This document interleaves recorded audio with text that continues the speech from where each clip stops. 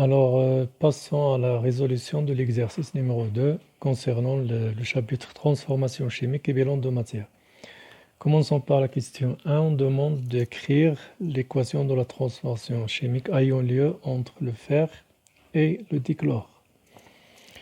L'équation de la transformation chimique CFE plus Cl2 donne FeCl3.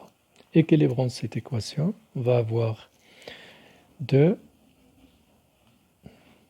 Cl2 3 et 2. Donc, il faut toujours tenir à ce que la réaction de la transformation, à ce que l'équation de la transformation chimique soit équilibrée, en appliquant bien sûr le principe de conservation des éléments chimiques. L'élément fer 2, 2. L'élément chlore 3 fois 2, 6. 2 fois 3, 6. 2. Calculer les quantités de matière initiale de chaque réactif. Donc, quantité de matière initiale du fer, c'est la masse introduite de fer divisée par la masse molaire de fer. On a introduit une masse de 16 grammes, donc 16 sur 56, ça donne 0,286 mol. Quantité de matière du dichlore, c'est puisque le dichlore est un gaz, alors on calcule sa quantité de matière en appliquant la relation N0Cl2 est égal à VCl2 divisé par le volume molaire. C'est 20 litres divisé par 24 litres par mol, ça donne 0,833 mol. Le fer c'est un solide, le dichlore c'est un gaz, le chlore ferrique qui est le produit est un solide. On calcule la quantité de matière d'un gaz en appliquant la relation V sur Vm. D'un solide, M sur la masse molaire. Question 3. On demande de tracer le tableau d'avancement. Donc, comme c'est déjà vu, l'équation chimique bien équilibrée, l'état, l'avancement, initial, intermédiaire, final, l'avancement 0, x, x max. Alors, qu'est-ce qu'on met dans cette case?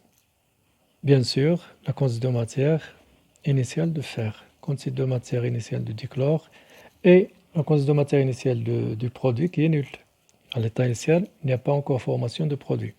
Intermédiaire, N0Fe à laquelle on retranche le coefficient stoichiométrique fois x. Par rapport à la quantité de matière du réactif Cl2, sa quantité de matière initiale à laquelle on retranche le coefficient fois x. Pour ce qui est des produits, le coefficient stoichiométrique fois x.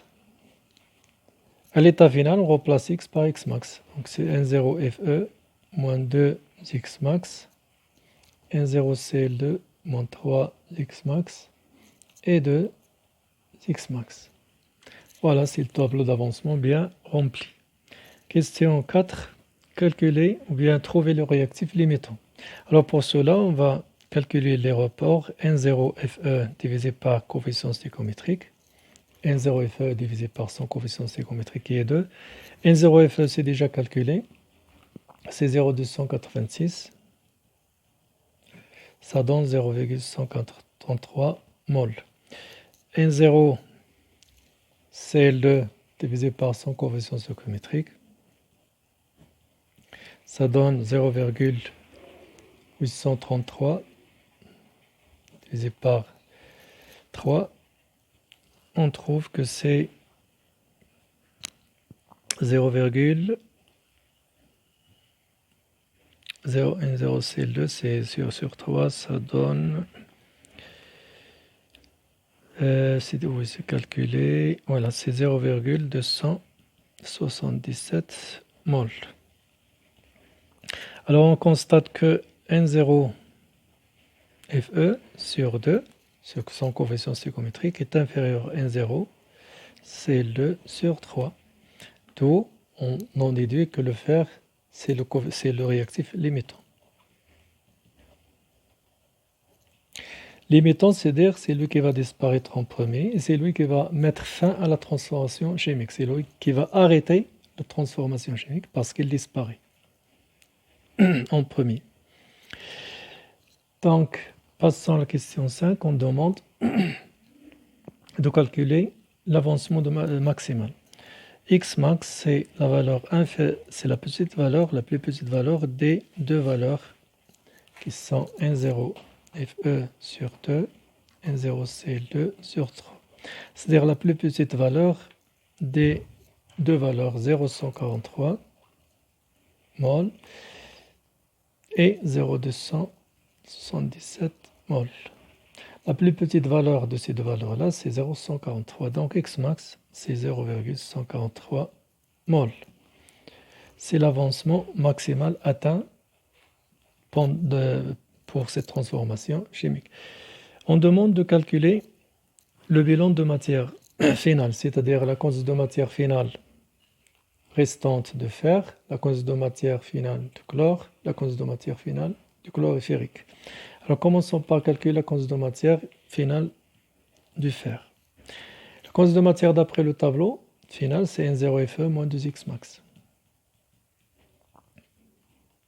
Application numérique, nous avons 1,0 FE, nous avons X max, donc l'application donne directement 0,286 moins 2 fois 0,143, ça donne 0 mol. C'est logique. Pourquoi? Parce que le fer, c'est le réactif limitant. Donc, sa quantité de matière finale, elle est nulle. La prochaine fois, sans passer par les calculs, directement, on écrit la quantité de matière finale du réactif limitant, c'est 0, sans passer par les calculs. Quantité de matière finale du dichlore, c'est d'après le tableau, c'est 1,0 CL2 moins 3X max. 1,0 CL2 moins 3X max, c'est 0,833 mol moins 3 fois X max. On trouve que c'est 0,404 mol. Donc la quantité de matière finale du dichlore, la quantité de matière restante du chlore à l'état final, c'est 0,404 mol. La quantité de matière finale du chlorure ferrique produite, c'est 2X max. Donc quantité de matière finale du chlorure ferrique, c'est 2X max, c'est-à-dire 2 fois 0,143, c'est-à-dire 0,286 mol. Voilà. Donc ça représente le bilan de matière finale. Voilà, c'est tout pour cette vidéo.